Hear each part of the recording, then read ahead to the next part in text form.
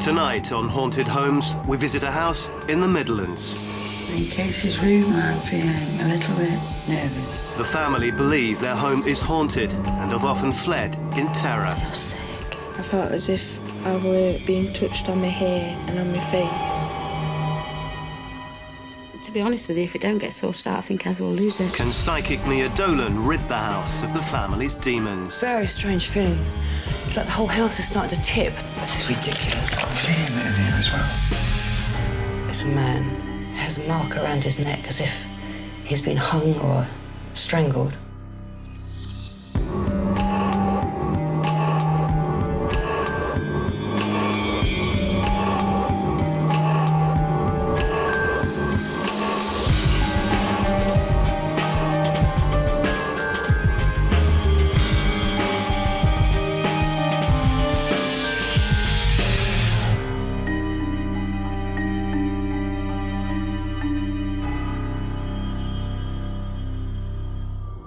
We are a nation that is fascinated by the paranormal.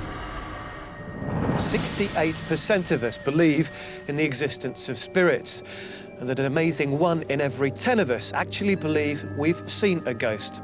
So are you convinced you've experienced something supernatural?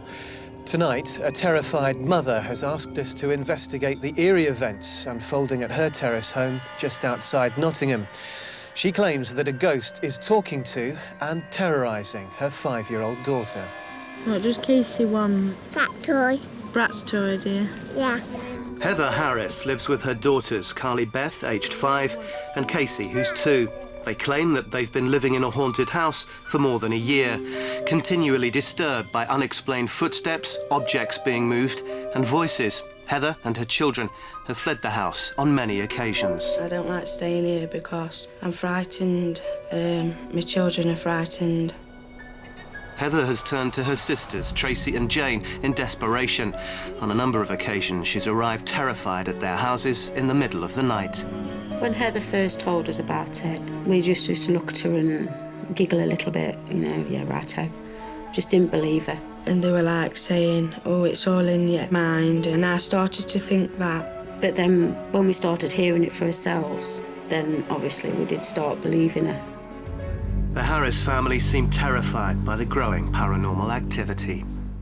When it first started, there was just the banging.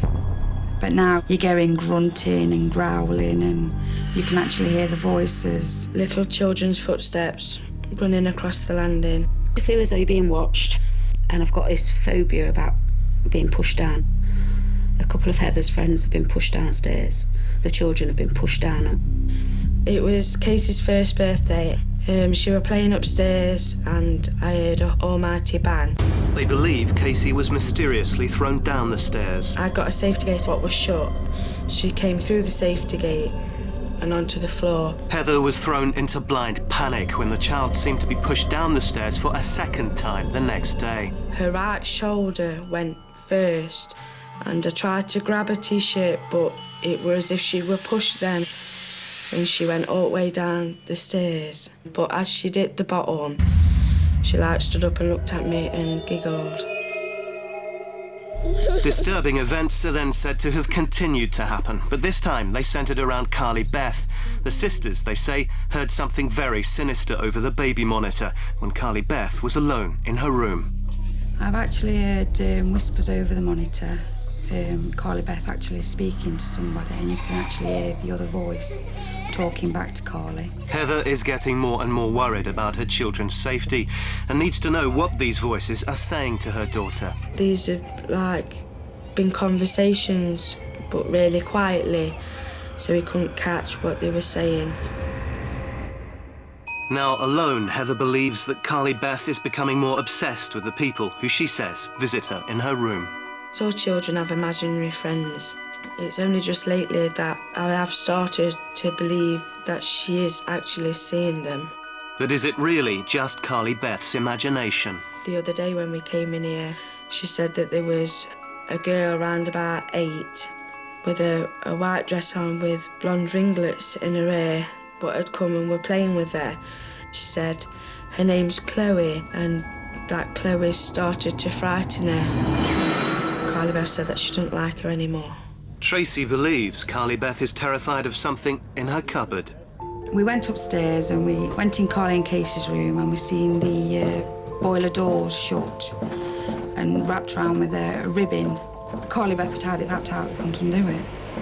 So we come down and asked her why she'd done it. And she says, oh, well, I don't like that cupboard and I'm keeping the people what comes in and away because they're bad people. We gave Heather a camera in an attempt to capture some of the phenomena that they claim to have experienced.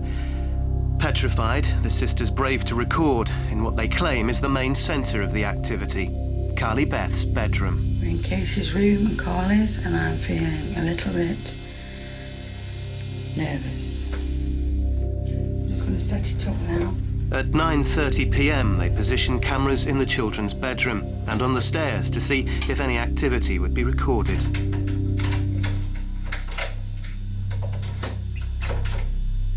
The house was left locked and empty.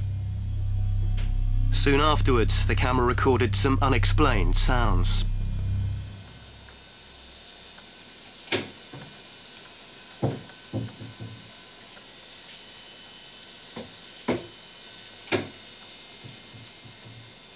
So what are these noises, and where do they come from? Just as the Harrises reported, our cameras have picked up unexplained disturbances in their house. Will we be able to witness the same paranormal activity that has terrified the family so much? Heather is distraught. Her previous visit from a medium failed. She needs help to disperse these spirits. The house makes me feel anxious, frightened and jumpy all the time. So it's changed me a lot. I've never seen her so frightened. I mean, she's very confident, my sister is, but not no more. Not when it comes to this house. Heather Harris is petrified by the things that she's seen and felt in her own home. She says she's repeatedly heard her daughter Carly Beth talking to someone when no one was there. And when Carly Beth told her that she was being visited by a child called Chloe, Heather was convinced this wasn't simply an imaginary friend. So what is this ominous presence in the Harris family home? Well, they contacted the Haunted Homes team in the hope that we could help them find out. Mia Dolan, one of Britain's most sought-after psychics, heads up the team. A psychic is somebody who covers all areas of paranormal. It's a paranormal consultant. It is very rare that a ghost can physically harm you. You shouldn't be scared of ghosts. Be cautious. But if it's a bad ghost, they can infect you. They can break you down, they can make you ill. You need help. One of the techniques Mia uses is a spiritual practice called psychometry. Psychometry is picking up information from objects. If somebody's held something a lot, or used something, or worn something, then it's going to soak up the vibe anyway. Mia studies some of the family's most treasured objects before she meets them. It's a great way to get a feel of a property you're going to. It's like the first clues. There's anger with this, rage, and this has been pulled apart and things have been pulled out of it. It's just really awful, horrible feeling from it. Picking up anger, I see it being thrown through the air, and I get a door by a door, thrown by a doorway. Some people believe that disturbance around a doorway could indicate the entrance to another realm. Whatever is in this house wants the family out, and that's why I'm picking it up from the picture. It's very strong. I can't believe that whatever's in this house is interfering with the children. I mean, the people in this house must be terrified. It was very worrying.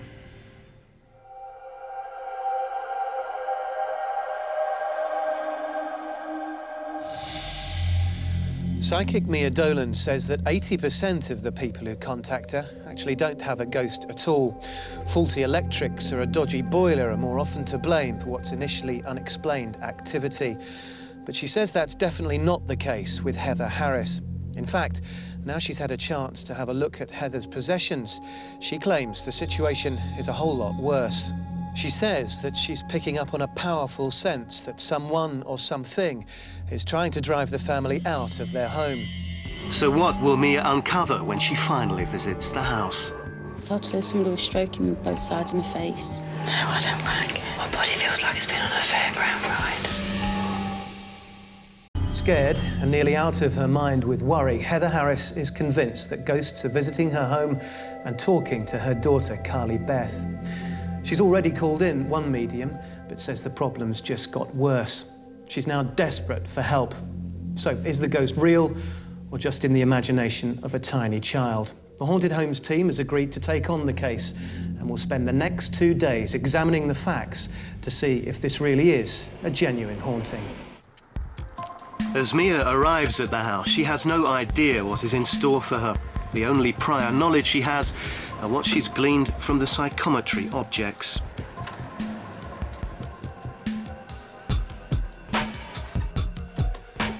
God, as soon as you come in here, my heart started racing.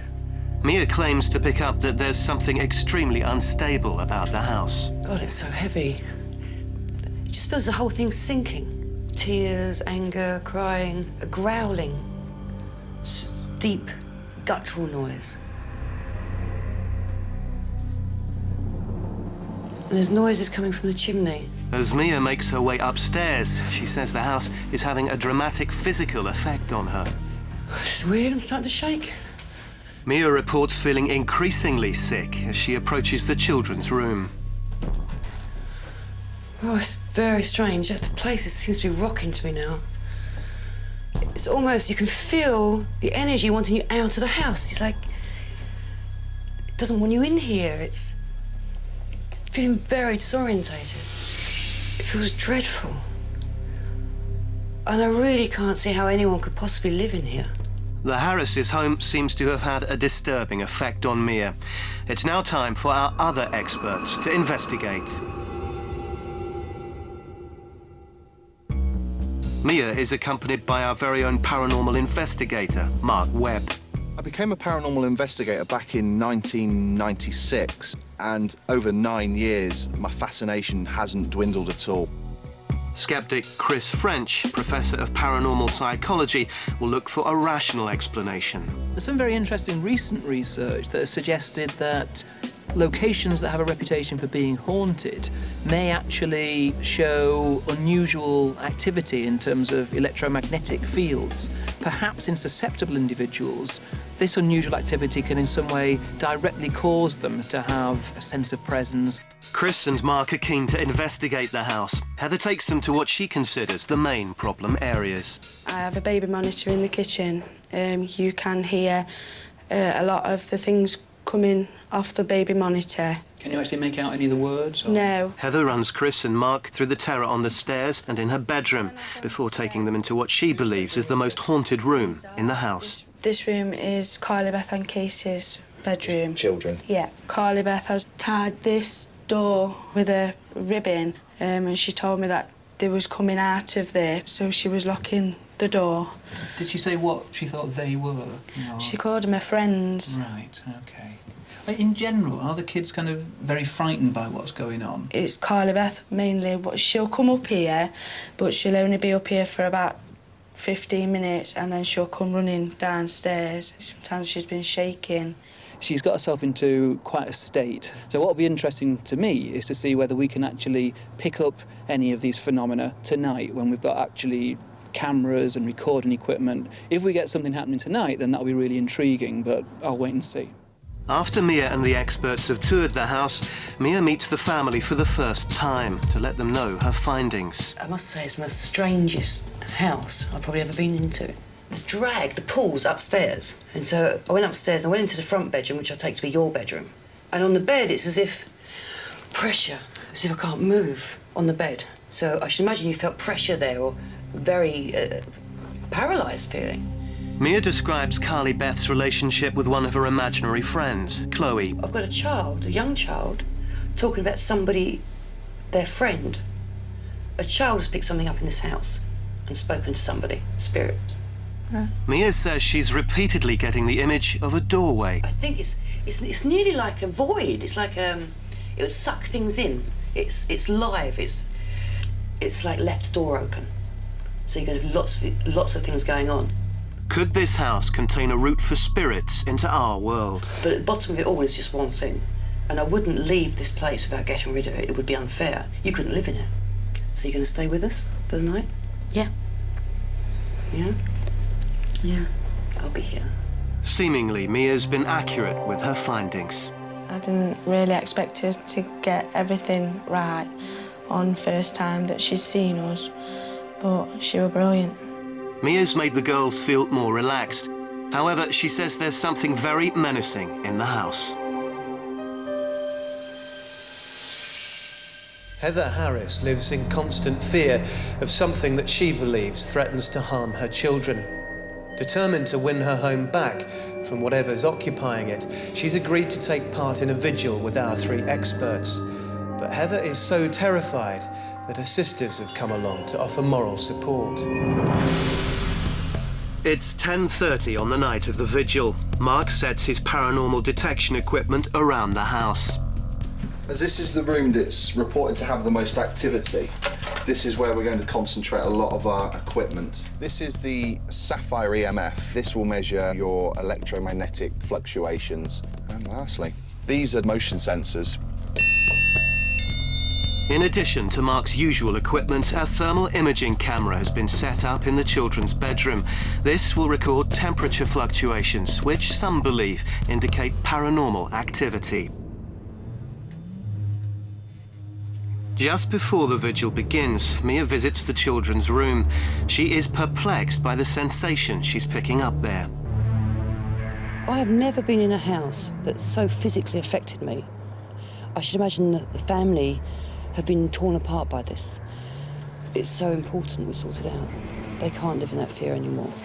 The children have been sent away for the night. Skeptic Chris will monitor the proceedings from the objective distance of the Winnebago parked outside. Static cameras have been set up in the living room and upstairs in the children's bedroom. All this set for the vigil to begin. OK, girls, it's 12 o'clock, midnight, and any minute now the lights are going to go off.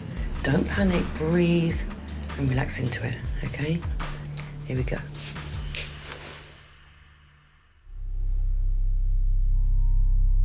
Heather, afraid to be in her own house, tries to keep it together. I was nervous, panicking a bit because lights were off. It doesn't take long for Tracy to claim she feels a presence. Start off with, I thought it was just the, you know, when the lights go out, I thought it was just my eyes, but I seen like sparkly, twinkly bits on the chimney. Mia appears to have noticed something by the kitchen. She tries to tell Mark without alarming the sisters. Watch the area over there.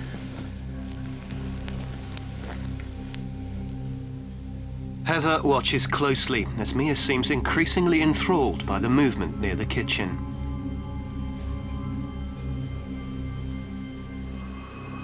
"15 minutes have passed and Mia's attention is drawn away from the kitchen to the children's bedroom upstairs. I keep seeing lights go up the side, right? Up the chimney. And that's where the kids' bedroom is, up there, isn't it? Yeah. In the children's bedroom, the thermal imaging camera is recording temperature fluctuations. I want to go up and have a look. I'm going to leave you here because I want to follow my instincts and have a look upstairs, okay?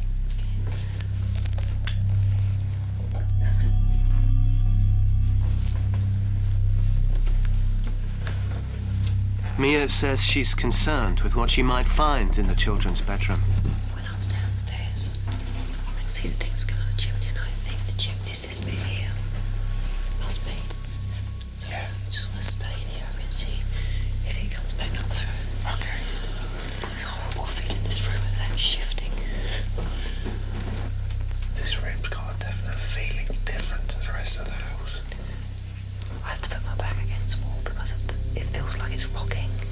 Mia begins to grasp why the room has had such an impact on Carly Beth and Casey.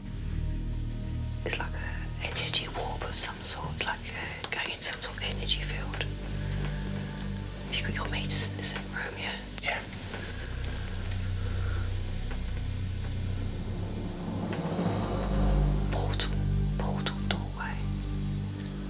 Mia is now convinced the cupboard is the source of all the paranormal activity. This falls in line with what Heather claimed earlier.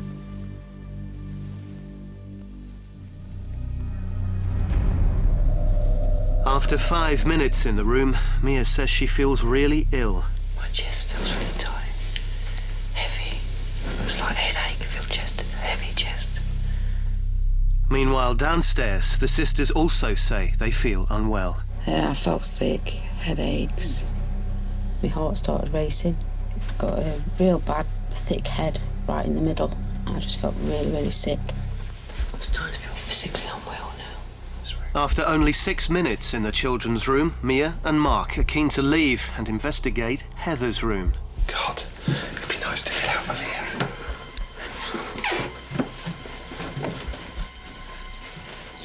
This is ridiculous. I'm feeling it in here as well. My body feels like it's been on a fairground ride. Now claiming to be very ill, Mia decides it's time to take a break from the vigil and the house.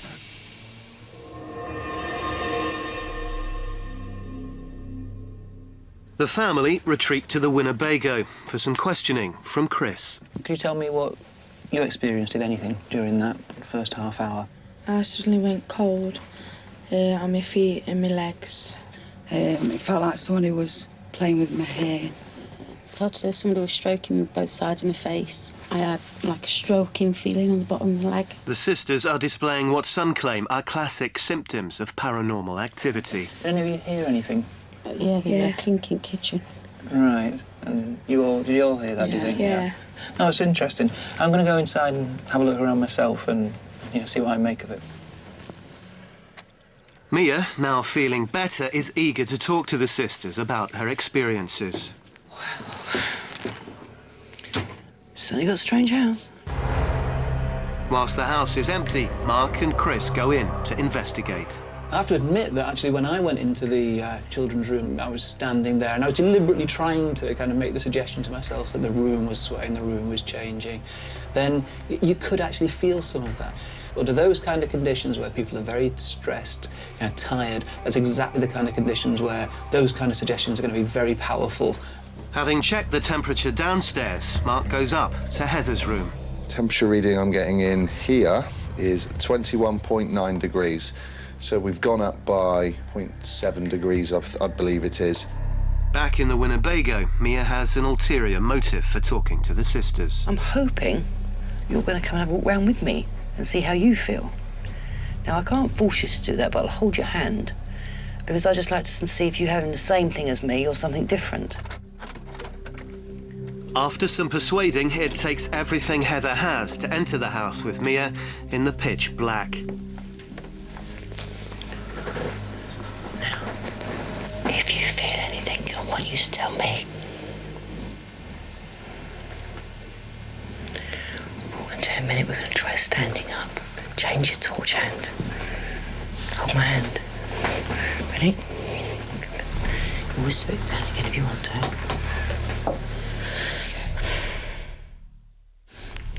Heather claims to feel the same rocking sensation.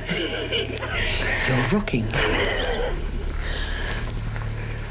It's a strange sensation, isn't it? I've never had that before. Have you not? No. Can you feel yourself rocking? Yeah. Mia then tries to persuade Heather to enter what they believe to be the most haunted room in the house. Are you up for it? Yeah. Okay. Overcome with fear, Heather doesn't think she can do it. Lean against the wall, lean against the wall. How's your heart feeling? It's starting to get a bit faster. And I could have brought your sisters up or somebody else, but it's your home. It's your home we're going to sort out. And by doing this tonight, tomorrow you'll feel the difference. Clutching Mia's hand tightly, Heather enters the room in the pitch black. You don't want to go in? No. Yeah. Okay. We're just going to come in and lean ourselves against the back of this wall, okay? She's determined to see this through for her children. Lean against. Good girl.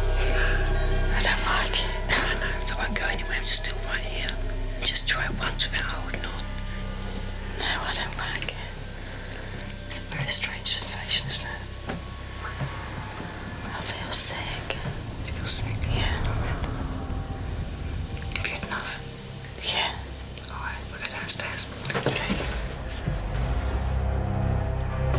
Unnerved by tonight's vigil, Mia believes that spirits have entered through the portal in the children's bedroom. What I didn't want to tell them is that I've actually never come across something like this before. And until I start the clearing, I don't know what I'm up against.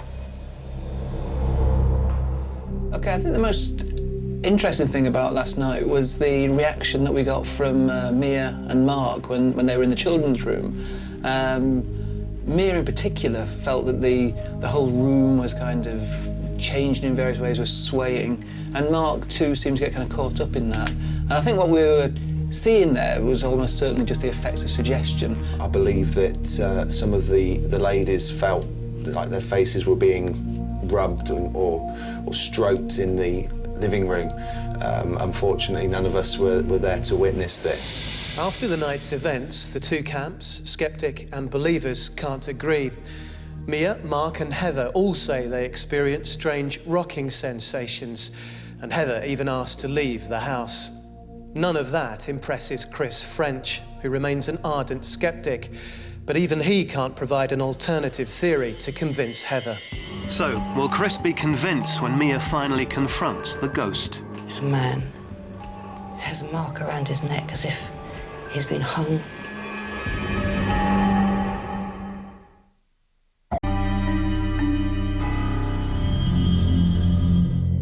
Psychics claim they have a gift that enables them to communicate with the dead. They say they have the power to rid homes of unwanted ghosts and spirits forever. Tonight, Mia says she'll do just that for the Harris family in a clearing ceremony. It's a process that lasts about 20 minutes, but it's an intense period of time. Mia says she'll work with her spirit guide to summon the spirit and send it over to the other side. For me to get rid of something, I have to bring it to me and lock it. It's actually my guide that takes it over. So I'm going to close my eyes for a second and locate, hopefully, whatever we've got in here and bring it to the room.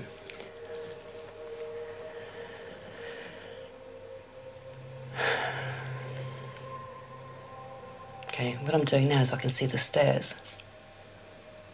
Going up the stairs. As I'm looking at the child's room by the cupboards, as if there's something standing against it. It's a man. Okay, he's starting to come out of the room.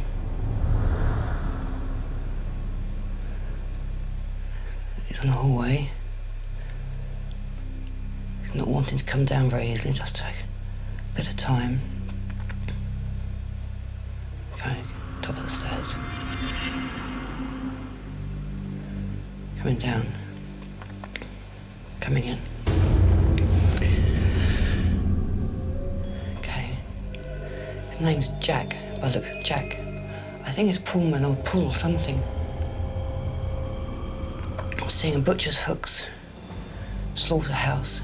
He's not talking to me, I'm getting the images. He has a mark around his neck as if he's been hung or strangled.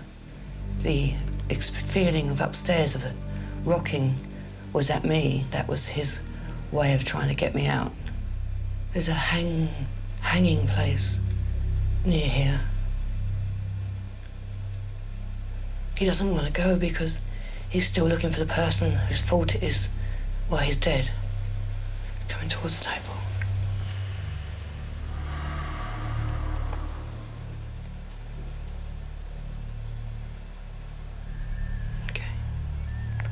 I'm going to send him over, hopefully.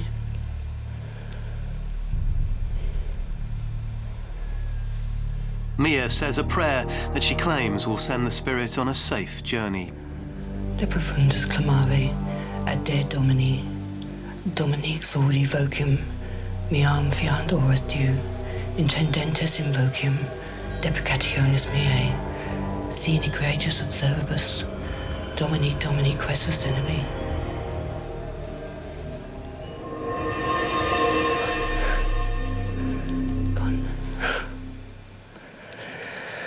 A sense of calm falls upon the room.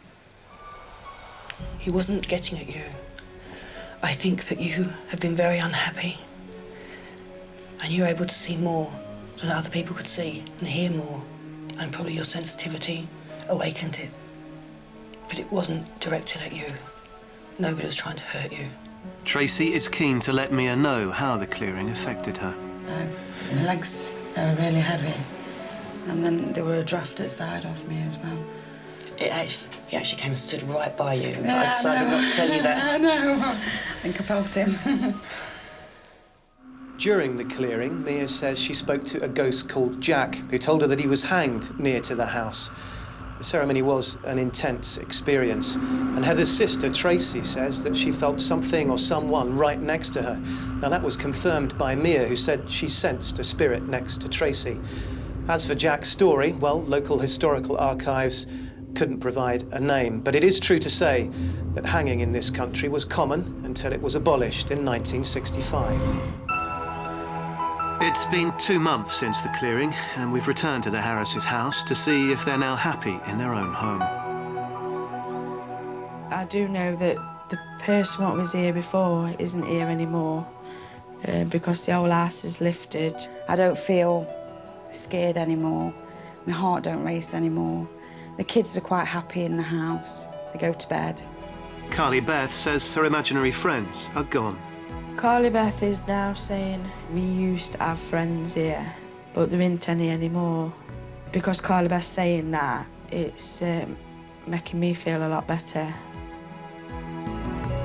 Heather says that she's had a weight lifted off her shoulders now that her children are happy and Carly Beth has no more visitors. I'll never forget what she's done. She has helped me and my children to feel safe. If Mia was here today, I'd give her a great big hug, a great big kiss and say thank you very much. And I'm just glad that I've got my ass back. It's good news for the Harris family. Heather says that her daughter, Carly Beth, has now stopped talking to ghosts and that her house is now her home again. The only noises she'll be hearing from that baby monitor are her 2 daughters. But for other families, the uncertainty continues. Bad plumbing, faulty electrics, the silhouette you keep on seeing in the bedroom, but only from the corner of your eye. How can you be certain what those shadows and sounds really are? Haunted homes aren't just the product of horror movies made in Hollywood. Perhaps tonight's evidence suggests that people living in your town and in your street have unwanted visitors. Sleep well. Good night.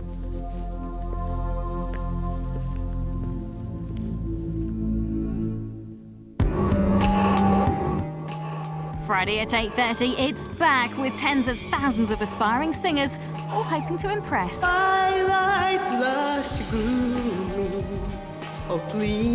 A new series of American Idol on ITV2.